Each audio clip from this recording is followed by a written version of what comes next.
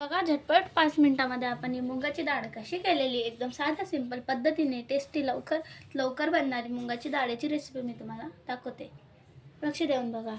तर मित्रांनो, आज आपण करणार आहे धुतलेली मुगाची डाळ. तर सर्वात आधी इथं अर्धा घंटा भिजून घातलेली आहे आणि दुसरीकडे तिचं साहित्य पण आपण तयार करून घेतलेलं आहे. इथं आपण 3 ते 4 टमाटर कांदे घेतलेले आपण इथं 3 लांब कापून घेतलेले बारीक आणि इथं हिरव्या मिरच्या पण आपण कापून घेतलेल्या.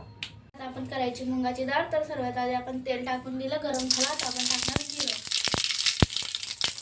टाकायचे आपल्याला याच्यामध्ये. बघा आपण याच्यामध्ये हिरव्या मिरच्या टाकून दिल्या होत्या. आता आपण टाकणार कांदा थोडा आपण लाल होऊ द्यायचा. टमाटर आपण याच्यामध्ये थोडे गरम होऊ द्या. तर बघा इथं आपण टमाटर झालेले. आता आपण इथं अर्धा किती घेणार हळद आणि थोडं त्याच्यावर टाकायचं आपल्याला मीठ. बघा इथं आपण 2 चम्मच मीठ घेऊन घेतलेलं. आता याच्यामध्ये टाकायची आपली डाळ. आता आपण तिला 2 वेळेस धुवून घेतलेली होती. आता आपण याच्यामध्ये टाकणार आहे थोडं पाणी. थोडी आदर कच्ची असू द्यायची, जास्त नाही शिजायची आणि 1-2 गदकाला गेला बंद करून द्यायची.